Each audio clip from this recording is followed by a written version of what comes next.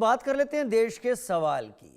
महागठबंधन चुनाव आयोग पर बार बार गड़बड़ी के आरोप आखिर क्यों लगा रहा? अभी दूसरा फेज बाकी है, कल उस पर वोटिंग होनी है। चुनाव आयोग पर हमला क्या महागठबंधन या तेजस्वी की कोई नई रणनीति है या फिर महागठबंधन की हार का डर है?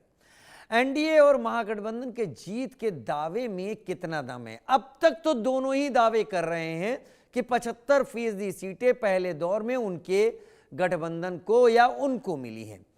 क्या जंगल राज की छवि वाले आरोपों से तेजस्वी बौखलाए हैं? क्योंकि लगातार प्रधानमंत्री और एनडीए जंगल राज शब्द, कट्टा, करप्शन, क्रूरता, इस तरीके के ही शब्दों का ज्यादा इस्तेमाल कर रहे हैं।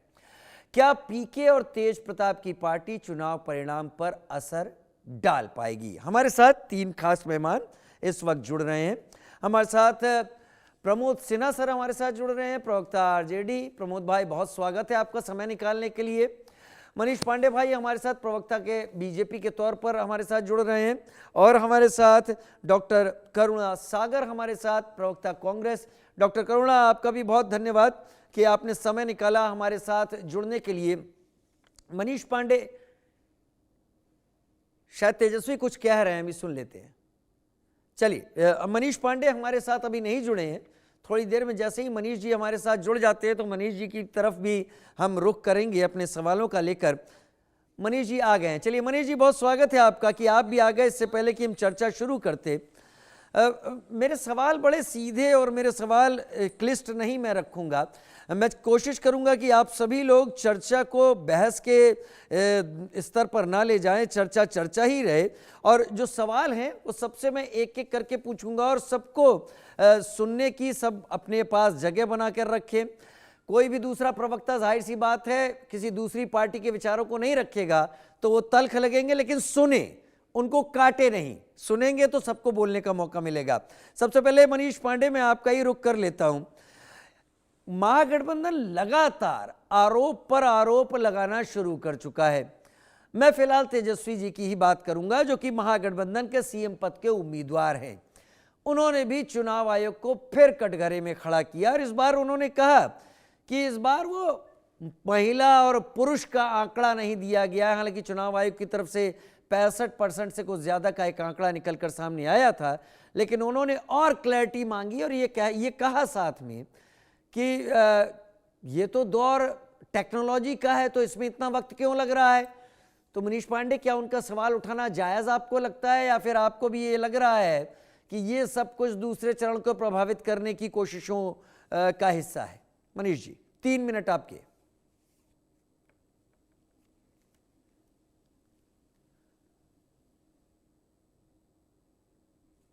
मनीष जी शायद अनम्यूट करें। मनीष जी, अगर आप हमारे साथ जुड़े हुए हैं तो।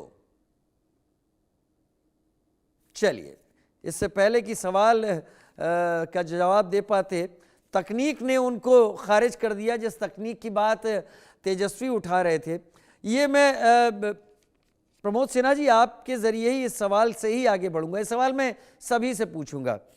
अभी जो तेजस्वी ने इल्ज़ाम लगाए हैं, आरोप लगाए हैं, उसके पीछे की वजह क्या लगता है उनको? दूसरे चरण के ठीक पहले अगर वो ऐसा कह रहे हैं, या फिर आपको ये लगता है कि दूसरे चरण में वोट चोरी का जो मुद्दा आप लोगों ने बड़े प्रभावी तौर से सामने रखा था, उसको लोगों की स्मृतियों में जागृत करना बहुत जरूरी है?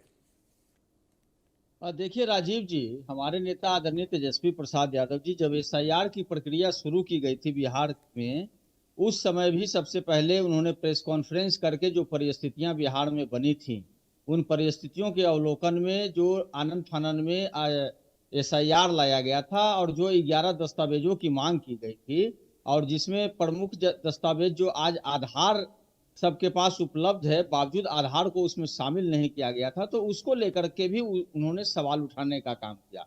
और बाढ़ की जो विभीषिका जो का दंश जो बिहार झेलता है, और खास करके मानसून का जो समय था, उस समय एसआईआर को लेकर के बातें कहने का काम किया। और बाद में ये बातें सामने भी आई, ये तल्ख सच्चाई थी कि किस प्रकार से पूरा उत्तर बिहार बाढ़ का दंश झेलने पे मजबूर हुआ एसआईआर के दौरान। उसके बाद आप देख लीजिए कि उन ड्राफ्ट रोल में किस प्रकार से जो मृतक थे उनका नाम जो है ड्राफ्ट रोल में जारी रहा, लेकिन जो जीवित थे उनका नाम जो है ड्राफ्ट रोल से हटा दिया गया था। तो आपने देखा था कि उच्चतम न्यायालय में भी जो जीवित लोग थे जिनका मृतक में नाम डाला गया था वो भी उच्चतम न्यायालय तक पहुंच गए थे। तो कई सारी खामियां जो एसआईआर के संदर्भ में थी उस समय उठाने का काम हम लोग लगातार और निरंतर करते रहे, सड़क से लेकर के सदन तक अपनी बातों को रखने का काम किया और हम लोग उच्चतम न्यायालय भी जाने का काम किए। अब रही सवाल अभी का जो प्रथम फेज में जो चुनाव हुआ है 6 तारीख को और दूसरा फेज में जो कल मतदान होना है, तो प्रथम फेज में जो चुनाव हुआ है तो आप देखिए कि किस प्रकार से कई चीजें सामने निकल करके आ रही हैं। जैसे कि सराय रंजन में जो समस्तीपुर जिला का क्षेत्र है वहां पर किस प्रकार से वीवीपैट जो है फेंका हुआ मिला। उसके अलावा आप देखिए तमाम स्ट्रॉन्ग रूम का जो कैमरा जो है वो अचानक से बंद कर दिया जाता है, गाड़ियों की आवाजाही जारी रहती है। तो उस पर भी सवाल हम लोगों ने उठाने का काम किया। देखिए लोकतंत्र है और लोकतंत्र में एक सजग प्रहरी के रूप में जो नेता विपक्ष की जो भूमिका होती है उसको निभाने का काम हमारे नेता आदरणीय तेजस्वी प्रसाद यादव जी करने का काम कर रहे हैं। और आज भी जो उन्होंने प्रेस कॉन्फ्रेंस करके जिन वाजिब सवालों को पूछने का काम किया, कल भी हमारे जो मुख्य प्रवक्ता हैं और राज्यसभा के सांसद हैं मनोज झा जी ने, उन्होंने भी कल चुनाव आयोग से कई सवाल उठाने का काम किया था, उन्होंने अपनी शिकायतें दर्ज कराने का काम किया था। और आज तो सुबह में हमारे नेता ने प्रत्यक्ष रूप से सवाल करने का काम किया कि क्या वजह है कि 4 दिन बीत जाने के बाद भी जो स्पष्ट आंकड़ा आना चाहिए था वो अभी तक चुनाव आयोग के द्वारा लाया नहीं गया है। उन्होंने कई और बिंदुओं पर भी बातें कहने का काम किया, जैसे भाजपा शासित राज्यों के पुलिस बल को यहाँ डिप्यूट किया गया, लेकिन वैसे जो जहां मान लीजिए भाजपा का शासन नहीं है उन राज्यों जैसे बगल में झारखंड है, बंगाल है, तो वैसे राज्यों से पुलिस को बुलाने का काम नहीं किया गया। तो कई सारे चीजों को हमारे नेता ने उठाने का काम किया। और देखिए अगर बारीकी से इन चीजों का जब आप अध्ययन और तुलनात्मक अध्ययन करिएगा तो आप पाइएगा कि कहीं ना कहीं जो है एनडीए के पक्ष में चुनाव को प्रभावित करने की दिशा में काम किया जा रहा है। लेकिन इस बार जो है जनता भी सजग है और विपक्ष के तमाम नेता भी सजग हैं। एक एक बिंदु पर हम लोग जो है प्रश्न भी उठाने का काम करते हैं और सजगता के साथ जनता के बीच अपनी बातों को भी ले जाने का काम करते हैं। और निसंदेह जिस प्रकार से 6 तारीख को मतदान हुआ है राजीव जी, मैं आपको यकीन दिलाता हूं पूरे बिहार में परिवर्तन की आंधी बह रही है। लोग अब जो दंश, ठीक बेरोजगारी, पलायन, इन सब चीजों का जो दंश ठीक बिहार की जनता झेल रही थी ना, ठीक उससे ठीक अब निजात ठीक पाने के लिए एक ठीक है प्रमोद जी, 3 मिनट से ज्यादा मैं वक्त आपको दे चुका हूं और मैं कोशिश कर रहा हूं सबको बराबर बराबर समय बांटूं। अभी अभी हाथ मत उठाइए मैं आपके पास ही आ रहा था मनीष जी, लेकिन तकनीक ने आपको कुछ देर के लिए पहले सवाल में ही पीछे कर दिया। अब ये इशारा है या क्या है मुझे नहीं पता, लेकिन फिर भी मनीष जी मेरा सवाल आपसे ही, जो सवाल मैंने अभी प्रमोद भाई से पूछा, प्रमोद सिन्हा जी से, तेजस्वी जी ने एक बार फिर से चुनाव आयोग को घेरे में रखा। इस बार उन्होंने कहा कि महिला और पुरुष का आंकड़ा साफ नहीं है, हालांकि ओवरऑल आंकड़ा चुनाव आयोग दे चुका है, लेकिन उनका यह कहना था कि आज तो तकनीक है, पहले तो तकनीक नहीं थी, तो आज इतना वक्त क्यों लग रहा है? आपको क्या लगता है, वो जायज बात सामने रख रहे हैं या फिर उन्हें पहले फेज में कुछ ऐसा समझ में आया है जिसके जरिए उनको ये लगता है कि जो मुद्दा लेकर वो चले थे उसे वोटिंग से पहले 122 सीटों पर वोटर के दिमाग में एक बार फिर से जागृत करना होगा? मनीष जी, ये बात एक्चुअली उनकी समझ में देर से आई। जो बात राहुल जी 3 दिन पहले कह रहे थे कि वोट चोरी की सरकार बिहार में बनने वाली है, वह बात राहुल तेजस्वी जी को थोड़ा लेट से समझ में आई। सच्चाई यही है। देखिए, जिस हार का बहाना राहुल गांधी पहले ढूंढ चुके थे वह तेजस्वी जी के ओवर कॉन्फिडेंस के कारण वो बाद में आई, और इससे ज्यादा कहीं कुछ नहीं है। देखिए, मैंने कहा ना कि मीठा मीठा गप गप और कड़वा कड़वा थू थू। वही चुनाव आयोग जब मीसा भारती को पाटलिपुत्रा से सर्टिफिकेट देता है तो चुनाव आयोग सही रहता है। वही चुनाव आयोग जब राहुल गांधी को, प्रियंका गांधी को, देखिए इसलिए मैंने कहा कि देखिए ये सब चीजें नहीं है। डिजिटल के जमाने में ट्रांसपेरेंसी इतना ज्यादा आ गया है कि अब वो पहले वाली बात नहीं रही कि किधर भी गणना हो जाता था, मतपेटी का कुछ भी हो जाता था और जबरदस्ती लोगों को जिता दिया जाता था या हरा दिया जाता था। अब वो सारी चीजें नहीं है। आपने देखा होगा कि सारे बूथ मतदान केंद्रों पर सीसीटीवी लगाए गए और लाइव रहा। तो इन सब चीजों का देखिए, इन सब बहाना हताशा में ये सारे बयान दिए जा रहे हैं। हार पूरी तरीके से महसूस हो गया, जिस प्रकार से पहले फेज के चरण में ही ये लोग हार अपना मान चुके हैं। इसलिए अब कुछ भी बहाना बनाए, हम लोग अब चुनाव आयोग का प्रवक्ता तो बन नहीं सकते हैं, और चुनाव आयोग अपना काम कर रही है। आपने देखा होगा कितने निष्पक्षतापूर्ण तरीके से चुनाव आयोग ने हर जगह काम किया है। इसके बावजूद भी अगर यह आरोप लगा रहे हैं चुनाव आयोग पर और पूरी व्यवस्था पर, तो मुझे लगता है यह हार की हताशा है, इससे ज्यादा और क्या हो सकता है। आपको क्यों लग रहा है कि वो मुद्दे जो मुद्दे लगातार उठा रहे थे, अब क्योंकि अब उम्मीदवारों का मिलने का वक्त है, उम्मीदवार वोटर से घर घर जाकर मिल सकता है, ये वो अलाउड होता है, रैलियां नहीं है, लेकिन फिर भी तेजस्वी यादव जो कि सीएम पद के उम्मीदवार हैं, आपका समय बाकी है इसलिए आपसे मैं सवाल ये पूछ रहा हूं, जी जी जी। तेजस्वी यादव का बयान रिफ्लेक्ट करेगा, इसमें कोई दो राय नहीं है, ये आप भी समझते हैं। क्या वो इस बात को लेकर इस बयान दे बैठे कि जनता के दिमाग में इस प्रतियों को ताजा कर दिया जाए? मनीष पांडे, देखिए, ये तेजस्वी जी या राहुल जी या विपक्ष यह भूल रहा है। एक बात मैं बताता हूँ, बहुत व्यावहारिक बात मैं बोल रहा हूँ। देखिए, 2006-07 में बिहार में जिन बच्चियों के लिए साइकिल योजना, पोशाक योजना या छात्रवृत्ति की योजनाएं शुरू की गई थी ना, 6, 7, 8 में, वो बच्चियां आज की तारीख में मां बन गई हैं और अब उनको 10,000 का लाभ भी मिल रहा है। और फिर अगर वो अच्छा कारोबार करेंगी तो 2 लाख का फायदा। देखिए, ये प्रोसेस है जो 20 वर्षों से चल रहा है। आप उसको कह रहे हैं कि ये प्रलोभन है या दिस दैट के विकास। मैंने क्या कहा था पहले भी डिबेट में कि बिहार को विकास की लत लग गई है और ये लोग बिहार में परिवर्तन चाहते हैं। मतलब ये लोग फिर से वही जंगल राज लाना चाहते हैं, और बिहार वासी इस बात के लिए तटस्थ है कि अभी जो बिहार जिस माहौल में चल रहा है इसमें कोई परिवर्तन नहीं होना चाहिए।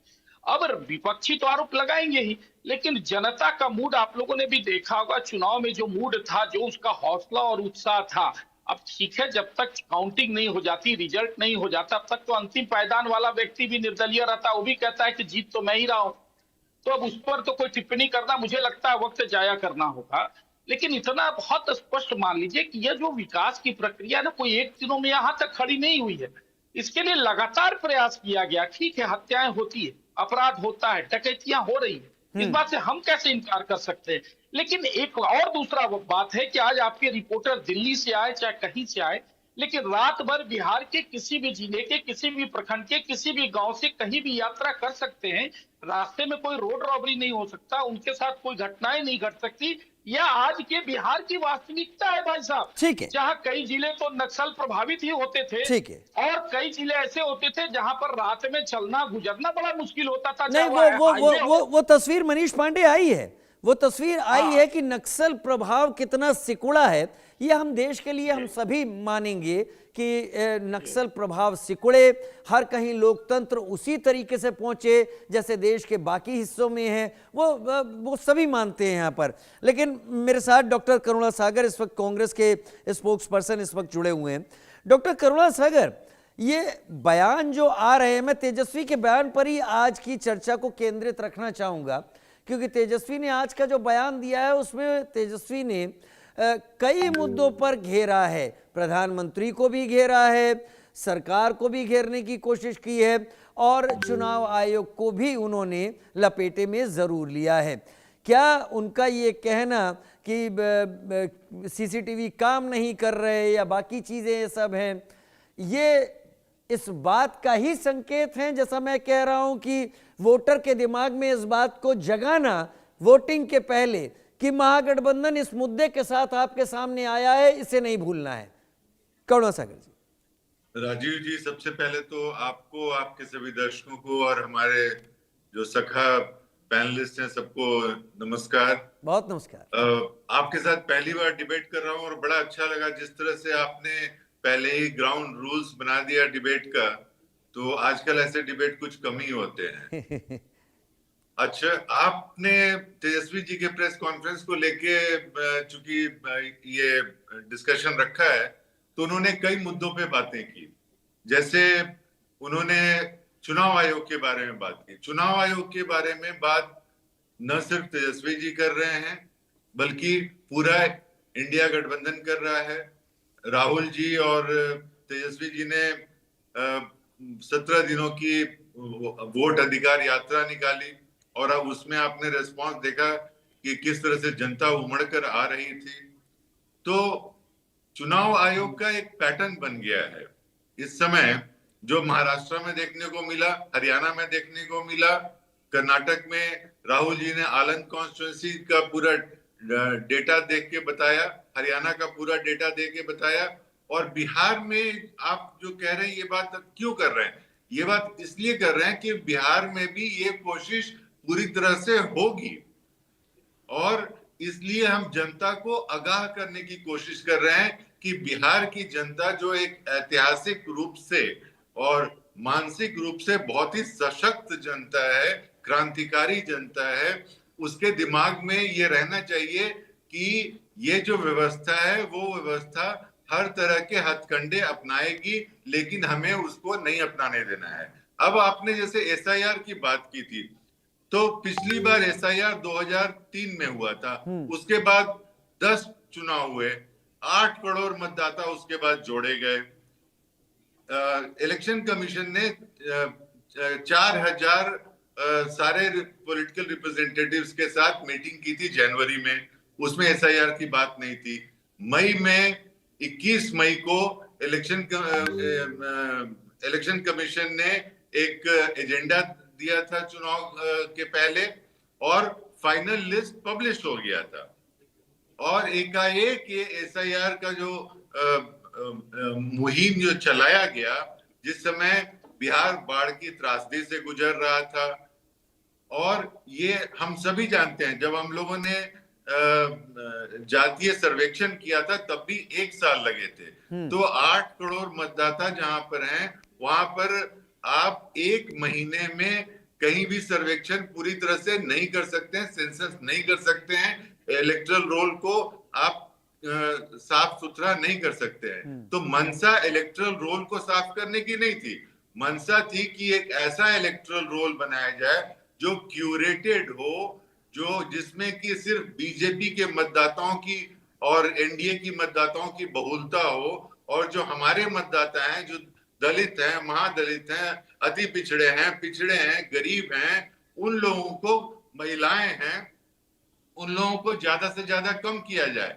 और इसीलिए आपने देखा कि जो 47 लाख जो वोट काटे गए इसमें, उसमें कोई क्लैरिटी नहीं है कि ये वोट कैसे काटे गए, किसी ने नहीं बताया। आज जब गृह मंत्री आते हैं, प्रधानमंत्री आते हैं, सीमांचल जाते हैं तो घुसपैठियों की बात करते हैं।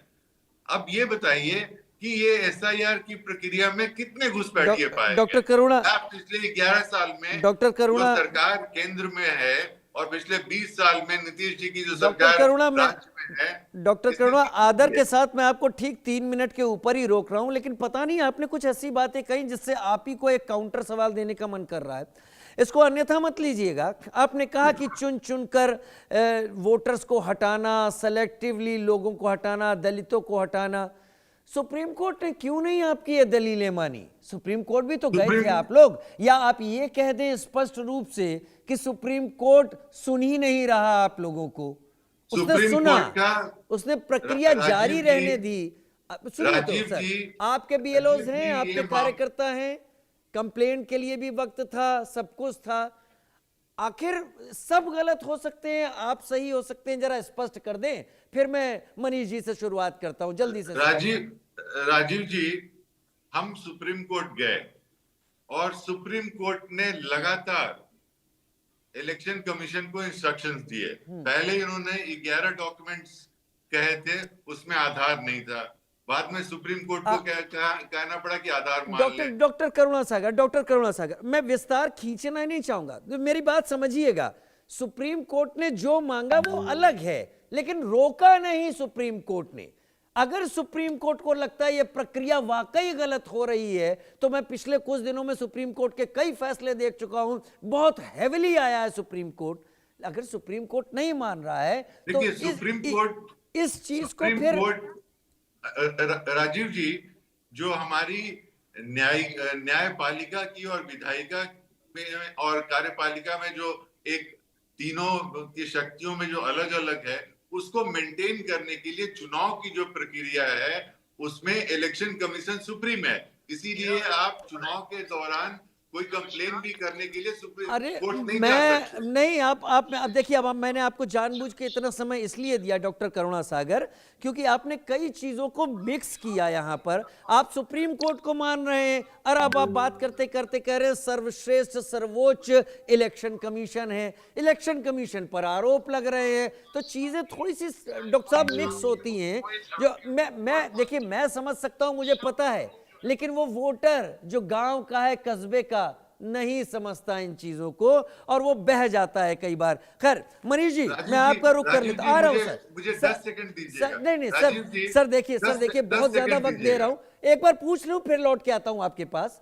एक डेकोरम है, आप भी मानिए प्रवक्ता है, हम तीनों, आप तीनों ही लोग, और अब तीनों का सम्मान मेरे लिए है, मेरे दिल में है। मनीष पांडे, मनीष जी, मैंने कन्हैया कुमार का भी एक बयान सुना, कल बयान सुना, और कन्हैया कुमार ने जो बातें कही, आज तेजस्वी जी ने इतने समय बाद जाकर चर्चा में इस बयान को रखने का मंतव्य मेरा यही है कि सभी प्रवक्ता अपनी बात को रखने से पीछे ना हटें, अपनी बात रखें पहले। अच्छा, कन्हैया कुमार ने कहा मनीष जी कि अगर वोट चोरी नहीं हुई, शब्दों पर गौर कीजिएगा, अगर वोट चोरी नहीं हुई तो हम जीतेंगे। ये कन्हैया कुमार जी का बयान था। यानी अगर मैं लगाकर कह रहा हूं 14 को परिणाम गठबंधन के विपरीत आते हैं, तो क्या फिर महागठबंधन यह कहना चाहता है कि वोट चोरी हुई? मनीष पांडे भाई साहब, मैंने तो शुरू के ही वक्तव्य में यह बात कह दी थी कि राहुल तेजस्वी को ये बातें देर से समझ में आई। राहुल गांधी तो 3 दिन पहले ही कह दिए थे कि इस बार वोट चोरी की सरकार, और उन्हीं की बातों को तो कन्हैया कुमार भी कह रहे। भाई, जब चुनावी माहौल शुरू हुआ था तो कन्हैया कुमार को पदयात्रा के लिए राहुल गांधी ने भेजा था, लेकिन चुनाव जब अपने शवाब पर था, प्रचार जब अपने शवाब पर था, तो कन्हैया कुमार कहां दिख रहे थे। देखिए, बेचारे कन्हैया कुमार की तो ये त्रासदी हो गई बिहार के चुनाव में, ठीक है ना, उनके साथ क्या हुआ ये सबको पता है। लेकिन ये तो जरूर है कि हार का कोई ना कोई बहाना तो ढूंढना ही है, और ये बहाना ढूंढने की अभी से एक्सरसाइज कर रहे हैं। एक प्रकार से वो माहौल खड़ी कर रहे हैं ताकि वो 14 के बाद कह सके कि भाई साहब, यह जो चुनाव है, यह एनडीए ने थोड़ी जीती है, इसको तो चुनाव आयोग ने जिताया है। जबकि सच्चाई यह है कि चुनाव आयोग ने एसआईआर के मामले में वह सारी प्रक्रियाएं पूरी की, सुप्रीम कोर्ट की वो सारे निर्देश को माना, और सुप्रीम कोर्ट ने कहीं अवरोध खड़ा नहीं किया। उन्होंने यह भी कहा कि यह चुनाव आयोग का अपना अधिकार बनता है। तो देखिए, ये सारी चीजें जो है ना, मैंने कहा कि मीठा मीठा गप गप और कड़वा कड़वा थू थू वाली जो पॉलिसी इनकी है, इन सच्चाई देखिए यह है कि इनकी अपनी राजनीतिक जमीन जो है ना वो बंजर हो गई। उसमें खाद पानी डालने की बजाय यह भारतीय जनता पार्टी नरेंद्र मोदी जी और नीतीश कुमार पे छींटाकशी कर रहे हैं। मैं तो सलाह दूंगा कि भाई, अपनी पहले जो भूमि बंजर हो गई है, राजनीतिक भूमि, पहले थोड़ा उसको उर्वरा कीजिए, वो ठीक हो जाएगा। थोड़ा जनता का विश्वास। अब बताइए। अच्छा मनीष जी, मैं रोक नहीं रहा, क्योंकि चर्चा अब होगी, चर्चा बहुत अच्छी तरीके से, और एक एक छोटा छोटा जवाब लेके मैं सबको ओपन टू ऑल करूंगा। लेकिन मुझे ये बताइए कि आप बार बार एक बात पर जोर दे रहे हैं कि 14 तारीख को इनकी राजनीतिक जमीन खत्म हो जाएगी। आपको क्यों लगता है ऐसा? वो कौन से तथ्य हैं, वो कौन से मुख्य 3 या 4 कारण बताइए कि बिहार की जनता महागठबंधन को नकारने जा रही है? आपको क्यों ऐसा लगता है? मनीष पांडे। देखिए, मैं बहुत कम शब्दों में चाहूंगा कि आपके सारे सवालों का जवाब दूं। देखिए, एक बात बताता हूँ, लोकसभा के चुनाव में याद होगा नीतीश जी किस प्रकार से प्रयास किए थे कि एनडीए के खिलाफ एक मजबूत गठबंधन तैयार